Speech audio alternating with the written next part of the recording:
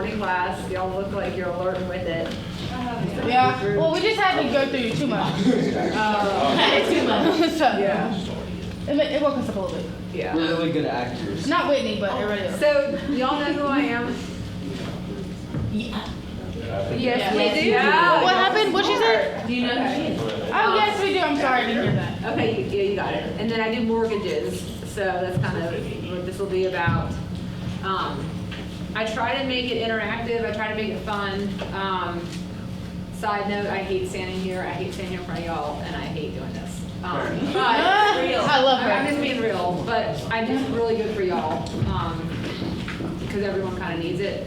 I spoke to an adult yesterday. She's got kids a little younger than you guys, and she can't get a mortgage because she has had nobody tell her what to do, has bad credit, and she's like, I just am so embarrassed. So I'm just here to kind of help you guys for the future. And I know a lot of you are either 18 or about to be 18. Yep. So how many of you guys are 18? Wow. How many of you guys are going to be 18? 4 weeks. Ooh, happy early birthday. So, what is special about being 18 in the financial world? What is something you guys can do? Get a raise. Do you work somewhere? Yes. Where? Redwood Express Market. Oh, that's good. Mark. I know we can get a credit card. Yes. I seen Yes. your friend the other day, actually. Sadie. Her husband. Hey y'all, Sadie said get a credit card. What do you think is important about getting a credit card? Yeah, credit score, okay. All right, so before we dig into that, I'm just gonna go through a few slides, my background. So I was in banking for, I don't know, 16 years. I worked at Bank of America, Hometown Bank, and American National. And then I said, well, I was big into horses. I've got a farm in Glade Hill, and besides farming, mortgages kind of was going downhill a little bit. The interest rates were going up, so I had to figure something else out because I'm straight up commission only. So if I don't get paid, then I can't, pay my bills. So I ended up getting 2 short-term rentals. Do you guys know what a short-term rental is? No. Probably Like Airbnb. rental Have you guys heard of Airbnb? Oh, okay. VRBO. So on the farm, I have, it's a little cottage, and we call it the Happy Rooster. I've seen that somewhere. Yeah, it's really cute. And we have another one in Westlake. It's called Westlake Getaway. It's like a little fancy lake house, but it's not on the lake. Couldn't afford that. So anyway, that kind of saved my tail last year because last year, mortgage-wise, I hardly made any money. So you all know my real job is mortgages. So that's my main job. So that's kind of my background. Do you all have any questions on my background? What you got? You're thinking of something. I was thinking that lost. That's all right. Don't vacuum. Oh yeah, what's you drive? What do I drive? Mrs. Wheeler. I've got a Palisade, Okay. and I have a Tucson. Yep. Is it Palisade and Nissan? No, it's a Hyundai. Okay. Yeah, it's really cool. I love that car. Yeah. I was trying to think, but what? Yeah. It's awesome. All right. So, do you guys know what a mortgage is? Anybody? Yes. I think I know what it is. Can I give it a shot? Yep. Okay, it's your monthly payment on your house, but it's not a rent. But Correct. it's like when you wanna own it, Yep. so you pay to own it. Yes. I think. Aiden, what do you think? It's a type of loan for houses. Yes. All right. So basically, it's a loan to purchase a house. Pretty simple. Make sense, y'all? Oh, okay. The loan part is kind of confusing. What's that? So how is it a loan? So if you get the loan, what you're paying back is the mortgage, right? Yeah, so what happens is, let's just say you guys wanted to buy a house and you came to me to buy a house. I would ask you, how, all right, if y'all are gonna listen, I'll talk. Listen, guys, please. Thank you. That's my fault. That's okay. I have a lot of fun, but I want y'all to listen because it's really important. Okay, so on the mortgages, if you came to me to get a house, I would ask for a few things, which I'll go into here in a minute, but basically, I need to get a little bit of your background information, like where you were, credit score, how much are you making, and then I'm going to say, okay, well, right now, you qualify for, you know, a $300,000 mortgage. And you're like, okay, well, Catherine, what's the payment on that? And I'm like, okay, the payment on that is $2,200 a month. So you are fixed into a loan for typically 30 years, and for 30 years, you have to pay $2,200 a month. And then at the end of that 30 years, if you never made any extra payments, that house is yours. Let's just say you're like, you know what, I can't make that payment, and all of a sudden you get behind, and you get behind, and you get behind, your house will get taken from you. So Yeah. it's really important to pay it. Do you have any questions on that? We'll go more into this stuff. Okay. So remember I said that we will take your home. It's called a lien. So Atlantic Bay does the loans, and they go to the courthouse. And you know who here owns a vehicle? How they repo your car? Kind of like They that, can yeah. repo your house. Or retailer Yeah. for that. Yeah. So, Ethan, what kind of car do you drive? Your truck? I'm like work. Good, very good. So, anyhow, when you go to the courthouse, they take like your address and they place what's called a lien against a deed, almost like your title of your vehicle, and it'll say like Atlantic Bay Mortgage. So if something happened, it'll say that there's a loan on there for, you know, $300,000 against your house. So that is, it's to protect whoever lent you that money. So to be ensure that the lenders pay back. The famous saying is, you don't pay, you don't stay. That's just Hey. how it goes. All right. Any questions on any of that? Okie dokie. All right, now, this, for some reason, Ms. Deems, when I click on this, I don't know if it's just gonna pull each slide. Yeah, if not, it's all right, but, we'll talk about mortgage lending. Is it a good career? So I would typically ask you questions, but these are the answers. As you all learn, like, I don't know if when I click on it, it will, like, put each single one, like dot, dot, dot, like, because it's transitioning. So can you do the back one? All right, so last year, y'all know I didn't make much money, right? A couple of years before that, how do y'all think I did? No, Worse. Rooster. Oh, no. Okay. After COVID, like 21? Yeah, right around COVID. I feel like you did bad. Nope. Bling, bling, I got some money, I got Oh. paid, I was making big money. COVID was like the best time for loans. Rates, they took the rates and they dropped them so low. I was working like, I was taking loan applications at midnight, like it was insane. I made a lot of money, which was Well, awesome. actually, I was thinking of the brokenness of people, like not being Yeah, at work, yeah. instead of like the, now that I think about it, you do loans, so, Yeah. never mind. No, Yeah. you did. So thus I got the Palisade, like I got a lot of nice stuff. It was awesome. So, but when you make big money like that, it's important to save for the years that you don't make good money. There's a lot of freedom in mortgages. Like right now, I'm sitting here chit-chatting with y'all, not stuck behind a desk. I can kind of do what I want. In a couple weeks, I'm going to Texas. The week after that, I'm going to Florida. Like I do some other stuff on the sides for income, which I forgot to put on here.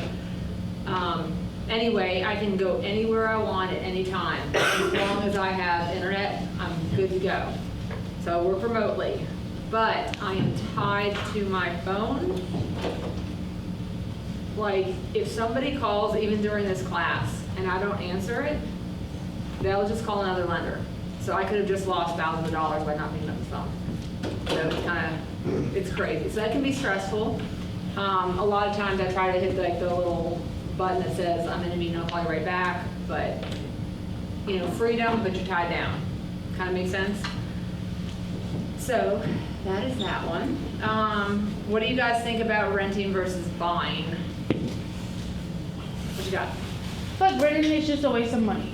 Like, I understand if you can't afford it and you have to live somewhere, but I feel like it's just a waste of money because you give it to your landlord and you never get it back. And if you're buying, I mean, at least you get to keep your house after you're done paying all of it. What do you think, Ethan? I don't see nothing wrong with short-term renting, but Yeah. I feel like long-term renting like really adds up more than buying something in the long run. Yeah, Cody, what do you think? Yeah, I agree with that. Yeah. It's a waste. All right, Red, what's your name? Gabriel. Gabriel, what do you think about running versus buying? I guess it just depends on your circumstances. Yeah, that's exactly, yeah, it totally depends on your situation. A lot of times renting is better than buying for some folks. It really depends. In general, they say buying is better, but it all depends on your situation. All right, so when you're renting, let's see, I'm going to have, are you Kyle? Kylie, okay, good thing. Kylie, just read the first line underneath renting. Little control of property. Yeah, so what do you think that means if you're renting? Little control of the property? Like, You can't do No one anything. can make decisions. yep. What if you're renting and there's a roof leak and it's just leaking and you call your landlord and you're like, hey, can you fix it? Yeah, so you've got no control over that. So your landlord might be like, sorry. Slumlord. Yeah, it can be. Some people have good landlords, but yeah. All right, next one. Logan, what does that say? Not control how long you will live there. Yeah, what do you think that means? If you're renting and you cannot control how long you live there. Eviction notice. What's that? Eviction notice. Yeah, I mean, some people might say, you know, you have an awesome landlord, they're gonna let you live there forever, but something could happen to the landlord, and they're like, oh my gosh, I have to sell my house. So you guys gotta go. That would suck. Can you imagine living somewhere and then all of a sudden, so yeah. All right, here's a positive on renting. All right, somebody else say, read it. Less expensive. Yep, less expensive. What does that mean, Zach? It's cheap. Yes. So like if the roof is broken, you're not have to pay for that. The landlord has to pay for it because you don't own the house. So it is less expensive. So that is a positive. A negative is you're not building equity, which means when you own something, the more you put into it, it becomes yours. How many of y'all's parents own their own house? Quite a few. Quite a lot. When you own your own house, a couple of years ago, you don't have to tell me, but what do you think the house was worth? Have your parents ever said, oh, our house is worth this or that? So let's just say, and on average, a couple of years ago, your parents' house was worth $250,000. Well, that was a couple of years ago. Real estate usually goes up, but it is going a lot. Their house is probably worth $500,000 now. Isn't that crazy? So it's a big difference from like a vehicle. Usually you buy a vehicle, drive out the parking lot, and you just lose value because you try to sell that vehicle and it just drops, where houses normally go up. They always go up. You'll hear people say, well, they don't always go up. Well, okay, there might be a month where it drops a little bit, but over year, it's constantly going up. Oh yeah, this sucks. Someone read the next one. Dominic, let's say. Rent increases over time. Yep, what does that mean? What's your Rent name? increases over time. Yep, what is that? What's your name? Blonde hair? Nope. Me? Yep. You gotta pay more. What's your name though? Madison, sorry. Madison? Yes. Nice to meet you. Nice to meet you. All right, so rent increases over time means what? You have to pay more each time, like when you're paying your rent, it's gonna be more money. So like someone might say, okay, you can rent my house for $400 a month. You're there 6 months, and they're like, oh, you know what? It's gonna be $500 now. And you're like, wait a minute, I have a year's lease. A year's lease, I'm good for a year. And they're like, oh, that's right. So then in a year, they're like, okay, well, told you it was 500, but now it's really 600. So over time, it'll go up, where if you guys had a mortgage, it's locked for 30 years. Does that kind of make sense? If you paying that today, and you got something messed up, Yeah. and you paying that cheap. Yes. So, all right, on the buying side, anybody just holler out any of those. Hey, Catherine, one thing. Yep. You're talking about income and stuff like that. Do mortgage brokers have to do an self-employment tax, so you guys save separately or no? Do you get money taken out as a broker? Believe it or not, on the mortgage side, they changed the rules back in the day. It was considered self-employment. Okay. Now we're W-2 employees. Oh, good. That's better. Not good, but not good, because I cannot write anything off. That sucks. Yeah. Why don't you need to write anything? I just had to do So all if you're a that. realtor and you say you make, I don't know, $600,000 a year, it's a lot of money, but it happens. There's some around the lake that have that. they can write off expenses like, oh, my mileage was this, or I traveled here. You know, you write off expenses so that you don't show the government you really made the 600,000. It's like, oh, well, I did marketing, I paid, you know, $1,000 a month for marketing, so that was $12,000 that I wrote off. On my side, as a W-2 employee, like I just get a paycheck, it's really based on commission, I can't write anything off. So if I pay Zillow $500 a month to get my name out there, it's just coming out of my pocket, I don't get to write that off. So, all right. Let's see here. Colby, what's your favorite thing on the buy-in side? Yeah, there is freedom. We've got stability. I'm going to move a little bit quicker than normal because we started a little later. Predictability. Do you guys understand what that means? Like yeah, you know exactly what your payment's going to be in the next 20 years. One thing that kind of is not great is you have more expenses. Yeah. Like the roof, the leaky basement, the driveway, cost $60,000 to fix. Imagine driving. People don't realize how much houses cost to fix. Good thing is it appreciates over time, we talked about. And then do you guys know what the tax benefits are for buying a house or owning a house? At the end of the year, you'll get a form that says, you know, your payment was $800 a month, but part of it, that whole $800 does not all go towards the loan. A lot of it goes to interest. So I'm going to show you at the end of class, it's called an amortization calculator, that if you have a $200,000 loan, after 30 years, if you think you're paying $200,000 back, you're 100% wrong, because that means that you had no interest on there. The lender made no money. So if the rate was like 6%, you might be paying $300,000. I'll show you the calculator. It's crazy what you pay. But that interest every year that you pay, and it gets thrown away, you can write that off on taxes. Yes? Okay, so I turn 18 next month, like not far at all. So if I like start building my credit, Yep.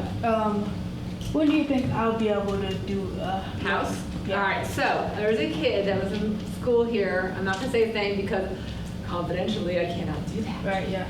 But he was probably sitting here a couple years ago, and he came to me and he's like, Catherine, you know, I really want a loan. I'm like, oh my gosh, he's 18, 19. I'm Yeah. like, we'll see. You know, you don't think someone's got credit. He had credit. He was working for okay, not to say too much because it's going to be obvious, but he was working for a company that's here temporarily that pays a lot of money, and he absolutely qualified for a mortgage. I was so proud of him and blown away. Like, it was awesome. He had just turned 19 and he could get a house. Like, I told my husband, I was like, I am shocked. Like, I've never seen that before. Like, that was awesome. Well, I paid off in this class. I'm just kidding. But What? I said I paid off. It's just Yeah. telling y'all what to do. It I'm just- trying to. I Well, want if to. you have a will, if you have a way, there's nothing's going to And I happen. want to be a realtor too. Everybody knows that in this room. Awesome. Okay, so we'll move on to employment history. What do you guys think? Let's see. I want someone's name. What is it? Braden. Braden? Let's say you owned a company and you had millions of dollars and you decided that you're going to lend out money to people to buy a house. And next to you is Harmon.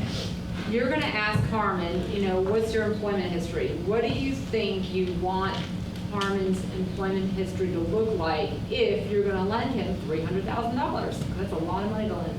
That he stays with the same company. for a So, long yep, time. stable employment, that's a really good one. Can you guys think of anything else for employment that they'd look at?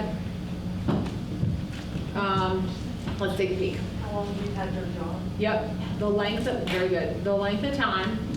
Yep. They look at full-time versus part-time, but honestly, it doesn't matter as long as it's consistent. You can have a person working part-time that makes more money than a full-timer. Yeah. So is it consistent? If you had somebody that worked part-time for a year and now all of a sudden they're working full-time, and we have to look at employment history. If they've only worked for 2 years and the first year was part-time, the second year was full-time, we cannot count that income. Because they're like, well, what if you go back to part-time? So they want to see 2 years. Length of employment, you guys said, good job. Gaps. Could you imagine if you're like, Harmon, where do you work now? And Harmon's like, where do you work? Just make it up. Lots. The YMCA, okay. How long have you worked there, Harmon? Since then, Okay, where did you work before that? Just make it up. waterfront. Awesome.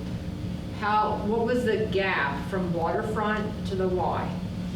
3 weeks. See, so Harmon's good because there was not a big gap. A few years ago, it could not be more than a 2-month gap. Mortgage rules change all the How are time, we gonna- and now it's 6 months. But I don't want to tell you guys that because I don't want you to think you cannot be employed for 6 months. Just try. If you're going to be skipping jobs, try to jump into the next job Facts. a little bit, yeah, within a month would be good.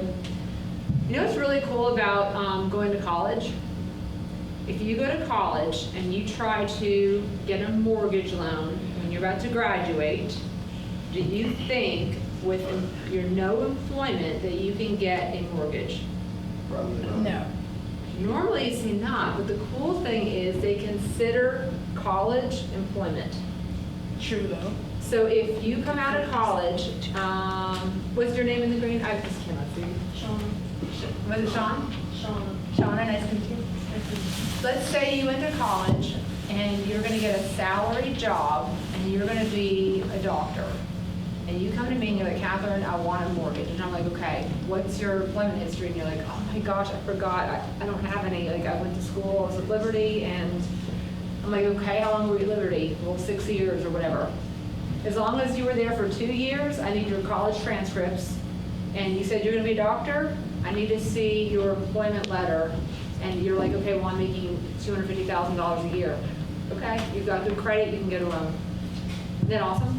Yeah. So, how many of you guys are going to go to college? Aww. Awesome. You guys excited? Are you nervous? I'm telling you, it'll be the best time of your life, I promise. You'll make, the friends you make there is like a whole nother level. Who is not going to college? I'm going to a form of college. But you're gonna do like, train to be a realtor? Yeah. Awesome. Who's not gonna go to college and do something else? What about you? Yeah, you guys.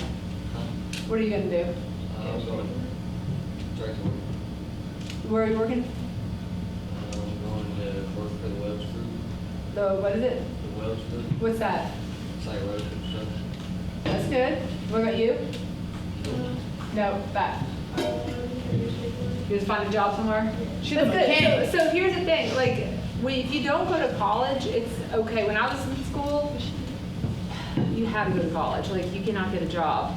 Nowadays, it seems like everybody's going to college, everybody has a degree, everyone's into technology, but then you have to think of the different trades that are out there, and down the road, if everyone's going to college, who's going to know how to be a mechanic, or who's going to know how to build a house? Down the road, tables are going to turn, so it's just interesting how life changes and the world changes. But if you don't go to college and you get a job, it's really important that you do whatever your boss says, as long as it's ethical, and just slowly work your way up. And you can start at the bottom, and you can end up being the CEO of that company. So, you know, you all just do the best that you can do.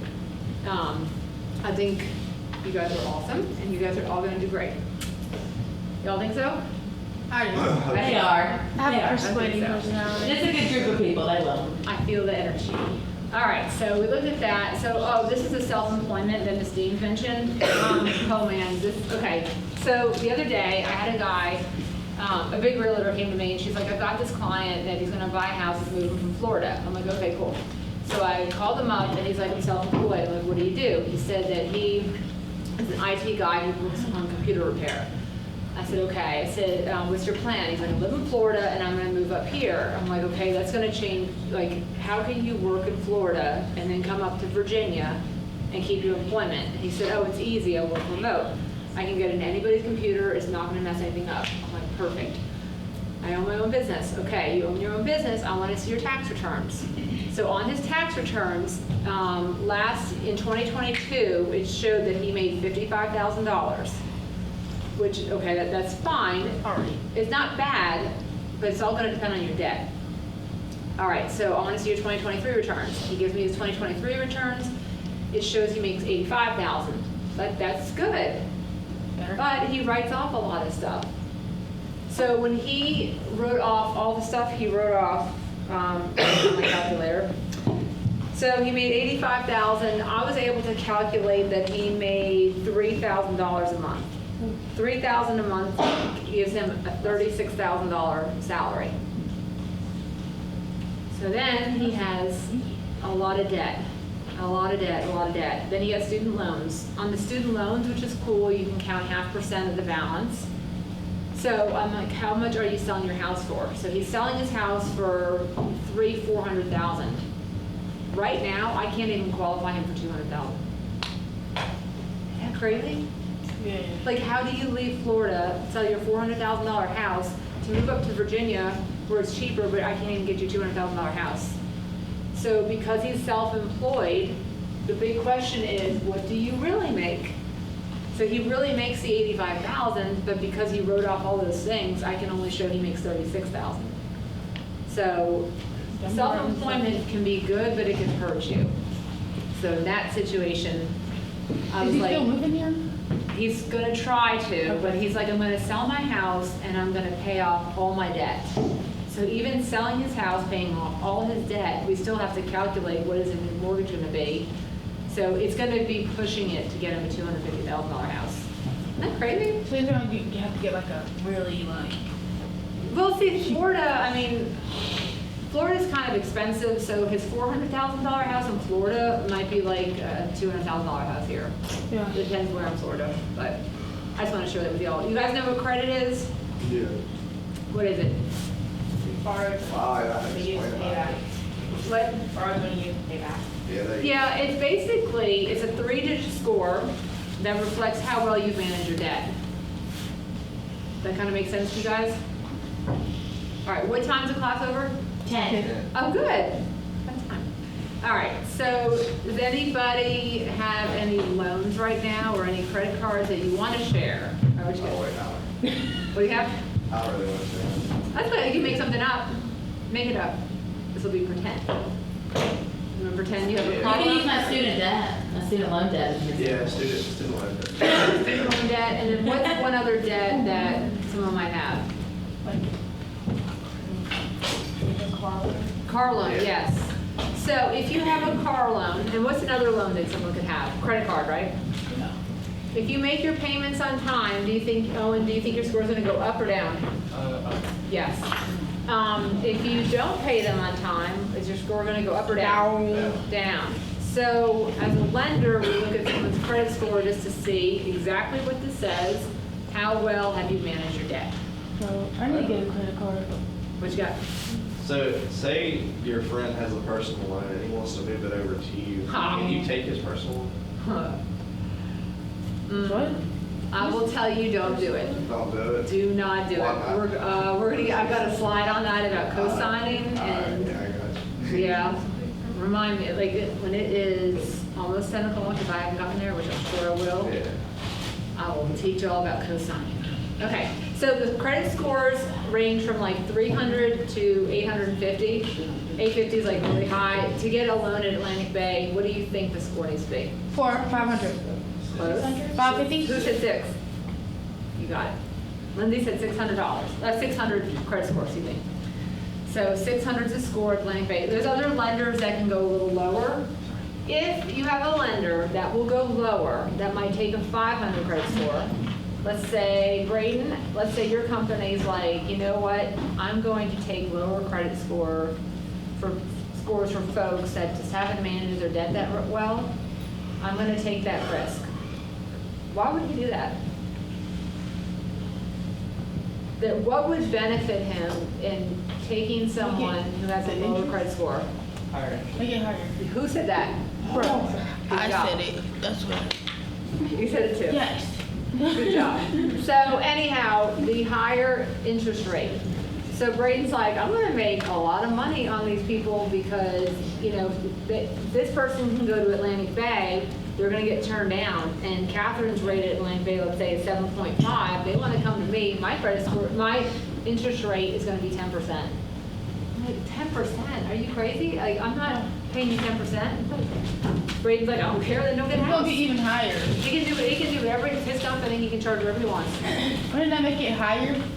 You know- Theirs higher than yours, but the Yeah. reason you get accepted because your credit score is low and they accept that, but they will still end up paying more because this. Yeah, they're person- gonna be paying Braden a lot of money to have a house. So if you don't manage your debt well, it's gonna cost you a lot of money. I saw another hand back there somewhere. Nope. See what you got. As a like freshly 18-year-old, what would you say the best way to raise your credit score is? Get a secured credit card. We're gonna go with that. You're right on target. I want one. All right. How do you build credit? Get a secured card. What you got? How's 780 as a credit score? Excellent. Okay, great. Really good. Is that what we have? 760, 780 is awesome. Now, sometimes you'll have people that will come to me and be like, hey, this is my credit score. I'm like, okay, how did you determine that? Oh, it's on Credit Karma. Credit Karma's numbers are a little different than the credit bureaus, and they don't report the same. So if your credit score is 780, you can come to me, it might be 800, it might be 740. But it is a good reflection, roughly. If that is your credit score, that is awesome. Great job. You can get a house tomorrow. Depends if he has income. You got a job? Yes, but I do not have enough hours. Yeah. Okay. Yeah, so that's gonna be the tricky part. So the quickest way, y'all doing good? I'm getting a fan, y'all. I know it's really toasty in here. It is super hot, but like if you need to get some water, please remember or stand up in the back of the room, okay? Okay. All right, Colby, what is the quickest way to raise your score? Would it be to max out your debt, not max it out? So when people come to me if they want a loan, if they have credit cards, there's another saying, it's called capacity is king. When I heard that, I was like, what does that mean? Basically means that the more that you can borrow that you don't, the higher your score goes. If someone has a credit card and they can borrow $500, if they are maxed out, does it look like they're desperate and they need money because they're totally maxed out? So their scores are gonna go down. What does that mean? So let's say you went to Bank of America, you got a secured card. We'll go over what that is in a minute. And Bank of America says you can borrow $500 A month or what? for the whole card. So you can just borrow, here's $500. This card allows you $500. And you're like, sweet, I am taking, you know, a girl named Jenny, we're going to Bermuda and we're gonna party it up over spring break. You max it up for $500 and then you come to me, let's say it's your only loan you have, and I pull your credit and I'm like, oh, okay, you've got a credit card that says that you can borrow $500, what's your balance? Oh, your balance is $500. You are maxed out. Your score is gonna drop. Oh, so only do like 200. So they say if you keep it at half or less, that helps.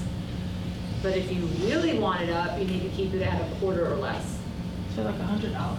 Yeah, just keep it, yeah. But that's, I mean, I guess it helps build your credit, so it might, it works. Yeah, if you keep a credit card balance at 25% or less, then you all understand the 25%? I know you do. Or less. So 500 times 0.25, $125. If you keep it lower than that, you're good.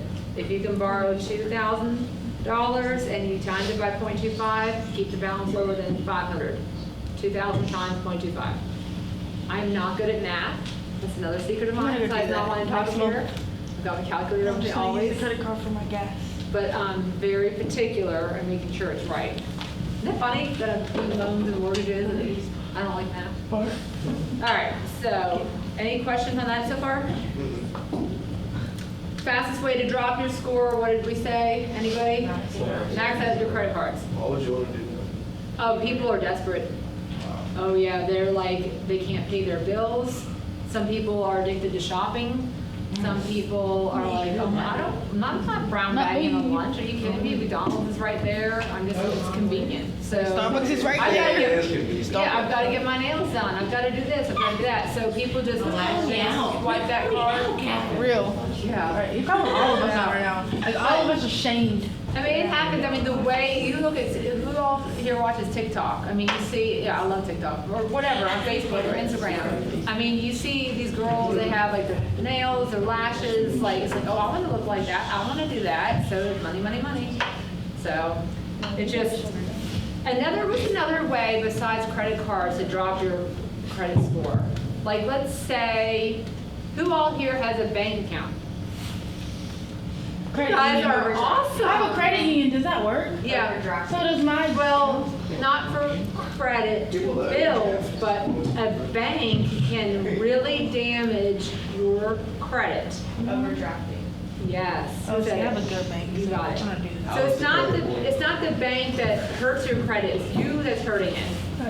So let's say Whitney has a bank account, and Whitney's bank account is $5,000. Do you have a sister? Yeah. What's her name? Madison. Madison? She in this class? No. Okay. You got twins. No, she has a lot of siblings. Oh, that's awesome. Okay, Yeah. so let's say Madison is older, she's gonna get married, and you're like, I'm gonna throw her the best bridal shower ever. So, we're gonna go somewhere special, we're gonna go to Bahamas, and I don't have a credit card yet, but I do have, this checking account at American National or wherever, and you just start blowing money like crazy, and you're like, you know what? I love Bahamas so much, I'm not going back to the States.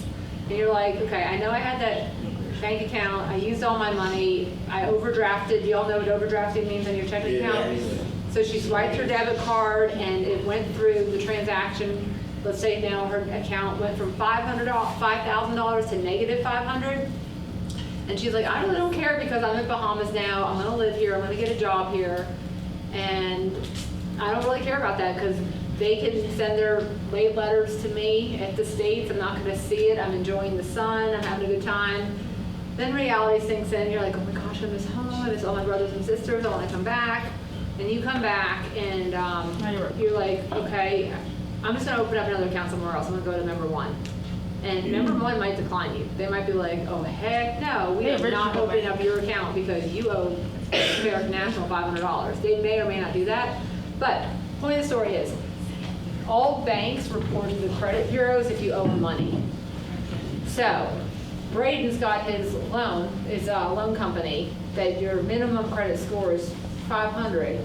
But let's say Whitney comes to you to get a loan, and you look at her credit, and she owes American National Bank $500. It's a collection now.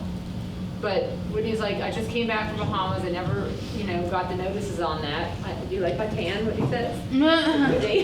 Anyway, so she's like, I really want to borrow $300,000. Brady, would you lend her $300,000 if she owes the bank down the road $500? No. So moral of the story is, y'all make sure you pay yourself on time. Those little tiny things will really hurt you. What you got? So I got a buddy. His debt to income ratio is just, it's blown out of proportion. Like bad or good? Bad. Okay. Very bad. Every time he pays his bills, his account's in the negative. But how is his credit good then? Because his credit's still good. It's actually quite good. If he's paying everything on time, Yeah, but he overdrafts his account like he said. then he's paying the bank back on time. It's all about timing. Yep. But it can be hard. The credit cards can really hurt you. Yeah. Nope, go for it. Yeah, that's why I'm scared, Is but there I want to any get one. advantages of dropping your credit score? No. The way to drop a score would just be like, don't make your payments, max out your credit cards. There's not a way you can call the credit bureau and be like, hey, I've got like 800 credit and I don't want to look too good for my girlfriend, so just drop it down to like 600 because she really wants a fat ring, and it doesn't work that way. So, all right, let's see. We went through that. You guys are like always one step ahead of me. Like every slide I get to, then it's like, That's better than me in like. that's awesome. You guys are really good. So debt to income ratio. So basically, you take the gross amount, this is if you're not self-employed, so that, let's say that guy at the computer store, let's say he didn't own his company, I just told you guys that he made $85,000. Let's say he works for a company and made $85,000, we take that $85,000 and we ask, what's your monthly debts? What do you think monthly debts are? Do you think That's how that? much you owe them. Yeah, does the electric bill count towards monthly debt? Does, nope. Nope. Car payment? Car payment, yes. Credit card, yes. Student loan, yes. Does a cell phone bill count towards your monthly debt? No. No. But it does count. It'll if you don't hurt pay. you if you owe the money. Yeah. So that's just, so the credit bureaus kind of look at those true loans that are owed. All right. If I'm getting too deep, let me know. If you think you want me to go into it more, just tell me. I don't care. They have about 25 minutes ago. Perfect. Okay. Auto loans, we said credit cards, student debts, any type of loan goes into the debt to income ratio. And we could sit here and run numbers and you guys would get so tired, so don't worry about it. Just on a loan, if it's a conventional loan and you have an awesome credit score, they want that number to be 50%. So they did not want your debt higher than 50%. But I don't want you guys going back and like, oh, I've got this job and 50%, I can get a mortgage. That 50% we're counting includes your house payment you're about to get, your homeowner's insurance, and real estate taxes. So just try to keep debts low. Okay. How do you calculate it? I'm going to move a little further along. You just add all your monthly debts, which we discussed, and divide it by your gross monthly income. And then we just talked about the ratios. If you have really good credit, it's 50%. If your credit's not that great, your threshold's lower. It's going to be like 40%. Have you guys heard of, back up. You guys know how much you need to put down to buy a house? How much money? What? Good answer. Anybody else? And I don't remember what she said. So, okay. I should. I'll say it again. How much money or percentage do you have to put down to get a house? Is it 3%? So you said 20, you said 3. No. The realtor gets 3%. Right. Never mind. But what, yeah, if you want to buy a house, any other numbers? Okay. In this sense, you guys are all right. Back in the day, you had to put 20% down. Now, if you're a first-time home buyer, you can really put 3% down. They have programs out there for 100%, like you don't put anything down. So there's all different things. So a few years ago, all my people that were coming to me for loans were like, I can't get a loan because I don't have 20% down. I'm like, there's all these programs now. But the more you borrow, like on the 100% loans, you cannot have a debt to income ratio of 50%. It's going to be more like 40. They lower that ratio because it's a little bit higher of a risk because you're lending them 100%. So as like an 18-year-old, like, would you recommend, and they're like not going to college for like 6 years or like 4 years, would you recommend waiting to get a credit card until after? Nope. I would get a credit card right now. Even with like student loans and stuff? Yep. So, what? So just make sure she pay it. But she's really good about working. She works like every day. And she only has like 1 day off a week. And she's always at work. Good job, 24/7. So, when I started working at Bank of America, like, I was raised,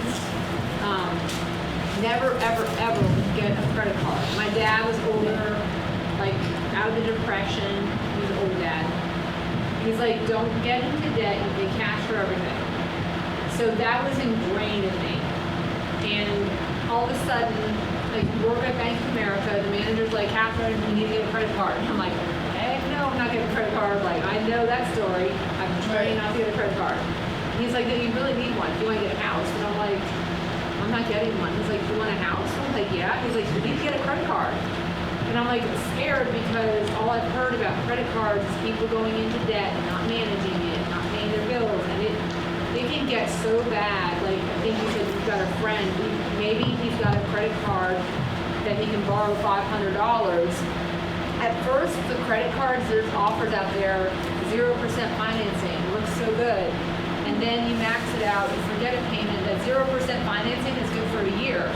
If you're late on a payment in the second month, they're like, okay, your 0%'s gone, you're now 24%. A lot of people don't know that. Now they're thinking, you know, I thought my payment was like $10 a month, and you're making that $10, but actually it's $125. Why is it so much money? And then it's like, well, I can't make the payment, and it just snowballs. So it's so important to get a credit card to really manage it. What you got? How do you pay a credit card? Like, how do you pay? You get a bill in the mail, and at the very end of it, it'll tell you all the transactions, and it'll say, make your payment to Citibank. Your balance is $500, but you only owe $100 or $25. Capital One, you get directly out of your bank. Yes, they have, yeah. You can pay it with a check, you can pay it over the phone, you can pay it through bill pay.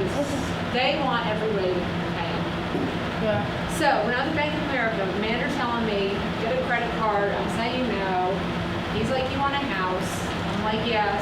So I didn't listen to my dad anymore. I got the credit card, and I got my first house at 25. Moral of the story is don't not listen to your parents. It's just take the best financial advice that you can get.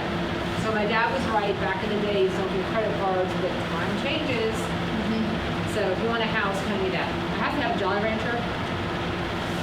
I'm really sore. Does anybody else want one? Oh, I'm We're proud. I kids. thought y'all be like, can I I have love candy. I know. I was like, I'm we're kids. Is that a question? all right.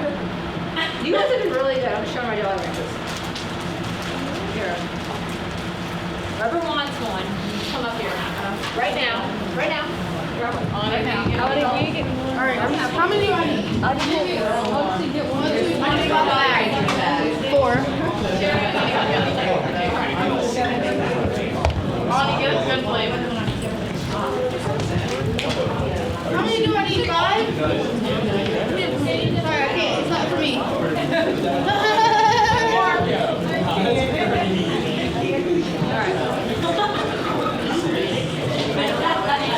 Y'all good? All right, you're welcome. All right, thank you. You're welcome. All right, so guys, this is Ethan's big question on the cosigner. This, y'all, is really important. Like, I hope you remember this forever. Who knows what a cosigner is? The person that... Somebody with a good credit that can help you get Yes. They said it. Anna? Ani? Well, yeah. Sorry, nobody knows how to say my name. How do you say it? Ani. Ani. Yeah. I like that. Thank you. A cosigner is a person that signs for you if you're not like completely like if you need some help and they just want somebody that will like back you up. If you don't pay it, then Yes. they have to pay it. So here's the answer. It's a person that holds all financial responsibility for another person's loan. Ethan, your buddy wants you to be a cosigner. So it's almost like getting married. I promise, I'm gonna sign this, I promise that I take all financial responsibility for your loan, even though you still have to pay loans. Does that make sense? Good. Yeah, don't do it. We'll go more into it. All right, so let me go back on. We're gonna go back on the letter 7. If somebody, okay, I'll go back to my dad. My dad was pretty strict growing up. My brother asked my dad for money. If I asked him for money, he'd give it to me. I don't know why, but my brother asked him for money, and my dad said, no, if you want money, you need to go to the bank and get a loan. Kind of harsh. Right. I guess this is a male. I don't know. But anyhow, if somebody goes to the bank to get a loan and they cannot get a loan, why do you think that is? You probably have bad credit. Or Ain't got no job. Ain't got no money. Yep. Like you can't. All right. So let's say Dominic is like, you know what? Make up your buddy's name. Do not tell the real name. Jared. What is it? Cotretto? Yeah. What's the real That's the first thing that came to mind. Okay. I don't know why. All right. Dominic knows Cotretto. Dominic's like, all right, Ethan, Yeah. I'm gonna hook your friend up. So Cotretto. We're gonna go to Cotretto. Y'all are laughing at Oh, the sorry. Cotretto Just keep thing. saying Is it. that like a bad, like, No, curse it word? really doesn't. No, It's just a It really weird is. name. Like whose name is that? That's so weird. Okay. Yeah. Yeah, I didn't even realize until I said it. Do you want to change the name? Like, we'll call somebody else out? Abby. Who? Gabe? Gabe, today, right now, you're Pedretto. Sorry, Gabe. Gabe, your credit's horrible right now. And you have gone, listen, y'all, this is really important. Gabe has gone to Ethan, and he's like, man, I just need a cosigner. And we've got Dominic, who overheard the conversation, and Dominic's like, you know what? Ethan's not your friend because Ethan's not going to co-sign for you, and I am so much more of like a buddy. I will hook you up. So, so anyway, y'all listen, this is really important. Dominic has another friend in the class. Dominic, call somebody out with their name. Camden? Camden is like, okay, Gabe, I have Dominic's back. Camden says to Gabe, you mess up and you don't make a payment, I'm coming after you. And Gabe's like, what? So here's the scenario. No, this is really important that y'all learn this. So Gabe, are we going to say that Gabe makes his payments on time? We'll say yes. Okay.